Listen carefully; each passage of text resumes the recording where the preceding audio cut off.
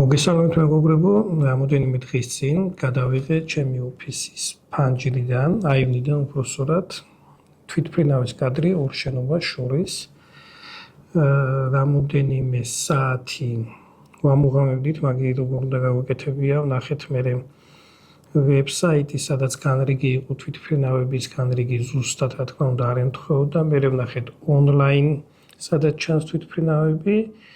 რამოდენიმე გაგვიფრინდა, რამოდენიმეს მივუსწარით და ბოლოს რამოდენიმე წლის შემდეგ გადავიღე ფოტო ორ შენობას შორის ჩემი მაკროლინზით. Sony 90 მმ-ის მაკროლინზით. ამასთან ერთად ეგეთი ფოტო გადავიღე ჩემი სიგმათი, უბრალოდ სხვაობა ნახოთ თქვენ, ამ ობიექტივით 24-70-ით გადავიღე 24 მმ-ზეც.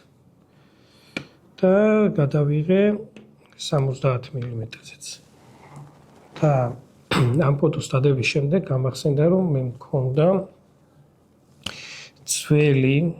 ძველი საბჭოთა მონსტრი და ეგ არის კომუნისტების დროს გაკეთებული FS-12 ეგეთი ნაკრები, რომელიც გააკეთეს ფოტო მონადირეებისთვის. დაახლოებით ეგრე თქვეს, ეგრე დაარქვეს, მაგრამ საერთო ჯამში ვფიქრობ, რომ მაინც იყო რაღაც სამსახურებისთვის გათვლილი სერიული ფოტოაპარატი 300 მმ-იანი ლინზით. ესე გამოიყურება ეგ შენიდან, ძალიან ძველი ნივთია, მაგრამ აი ეს ამ ნაკრებიდან ეს ლინზა, რომელიც ამას ახლავს, ზენიტის ფოტოაპარატთან ერთად. ეგ მე დავტესტე ქედაში მუშაობის დროს. ამას მოყვება ჩვეულებრივ 300 მმ-იანი ლინზაც და ჰელიოსის ლინზაც, რომელიც ამ შემთხვევაში ახლა მე მიყენია Sony A7C2-ს, რითაც ახლა ვიღებ, იმიტომ რომ თემატურად ახლო ყოფილიყო რა. გადამყვანით ამ ვიდეოს ახლა ვიწერ Sony-ს კამერით და ჰელიოსის ლინზით. ზენიტს მოყვება, ამას უკეთდებოდა ჩვეულებრივად სახელური, ძალიან მძიმეა. ესე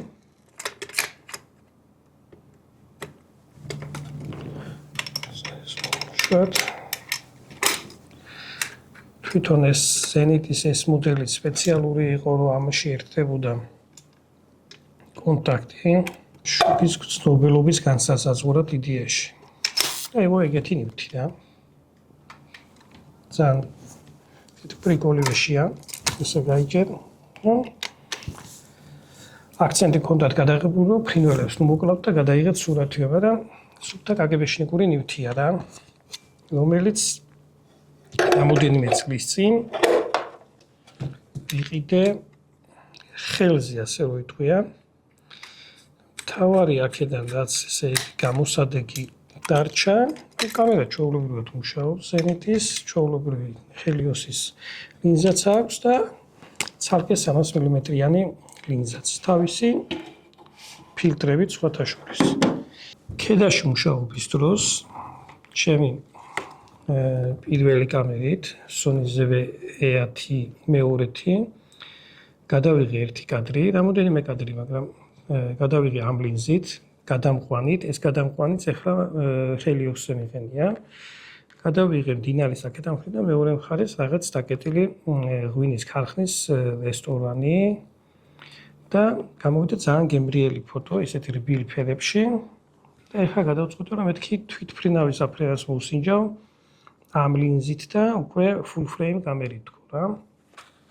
სასტიკად მძიმეა და პრობლემა იმაშია, რომ გადამყვანთან ერთად რომ დააყენებ Sony-ს კამერაზე, ერთი შტატივის ეს ასე ვთქვათ, ხრახნი მე არ მქონდა, უწევს გვერდით, სწორად ვერ დაიჭერა რა. და აი ის მოაჯირზე ჩამოყრდნობილმა გადავიღე უკვე 300 მმ-იანი ლინზით. ამას აწერია Z Made in USSR. ნუ ესეთი ტანდემი გამოვიდა Sony-ს და USSR-ის, მაგრამ ის მინდა გითხრათ, რომ ოფისის აივნიდან ასაფრენი ბილიკი არის კილომეტრ ნახევარზე მეტი. დაახლოებით არის 1645 მეტრი, რაც გავზომე ასე და Google-ში. და მანძილი არის ბევრი ამ ლინზისთვის რა, იმიტომ რომ ამის შესაძლებლობა გაცილებით მეტია, ახლო მანძილზე დაახლოებით 150-200 მეტრში უფრო მაგარ ფოტოებს გადაიღებს, ვიდრე კილომეტრ-ნახევარზე, იმიტომ რომ აი ამ გადამყვანით უკვე და ციფრულ კამერაზე გადასულით, აი ეს მანძილი რაც მინებსა და დიაფრაგმას შორის, მატრიცას შორის რჩება, უსასრულობაზე როცა აყენებთ, აქედან სწორდება ამისი ფოკუსი რა, ესე გამოდის. და უსასრულობაზე დაყენებული ფოკუსზე უკვე რაღაც ისეთი ძალიან მკვეთრი კადრები არ გამოდის, მაგრამ ცდად ღირდა და მე გიჩვენებთ ახლა კადრებს 24-70-ის გადაღებულს 24 მმ-ზე, 70 მმ-ზე, Sony-s მაკროს 90 მმ-ზე და საბოლოო ჯამში Zenith-ის ამ ლინზას ქვია Tyr S3. 300 მმ ყველაზე გაშლილი შუქი შეუძლია შეუშვას 4.5-ზე. ნუ ამ ლინზისთვის ეს ახლა ჩვეულებრივი ამბავია. რა თქმა უნდა, ყველაფერი აქ რუჩნოი ხელით მართვადი და ჩვეულებრივ ყველაფერს იღებ მანუალზე. ეგეთი ამბავი გამოვიდა თვითმფრინავთან დაკავშირებით. ერთი თვითმფრინავი გადავიღეთ დღეს ამით და თვითმფრინავების თემა აქედან დავასრულე, იმიტომ რომ მეტი საინტერესო აქ არაფერი არ არის. თუ სამომავლოდ მოვახერხებ იმას, რომ რომელიმე კადრს ავიღებ ან მზესთან ერთად, ან მთვარესთან ერთად, ის უკვე იქნება საინტერესო. ან ერთი მომენტი დამჩაგიდე, დრონით სინჯავ, უფრო ახლოდან ოღონდ შენობებს შორის რა, ხო საინტერესო გამოვიდეს. ესე რომ ძველი ლინზები ვისაც გაქვთ, გამოსადეგია, მით უმეტეს ახლა ეს Helios-ი რაც მიყენია კამერაზე, რითაც ვიდეოს ვიწერ, მთელი ამბები ატყდა მაგაზე, იმიტომ რომ ჰოლივუდმა ბეტმენი გადაიღო, მთელი ფილმი გადაიღო ამ ლინზით, თავისი ესეთ ბოკეს რო ეძახიან დამგვალებების ეფექტებით, მშვენიერი პორტრეტები გამოდის, პატარა ვიდეოს ჩავაგდებ კიდე.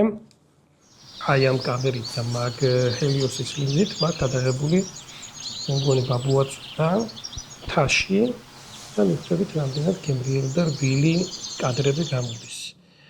ასე რომ სრულიად შესაძლებელია ძველი ტექნიკის და მით უმეტეს ნამდვილი ლინზებით, საკველაფერი შუშაა და ძალიან მაგარი ხარისხის შეარწყათ და გამოიყენოთ თანამედროვე კამერებთან.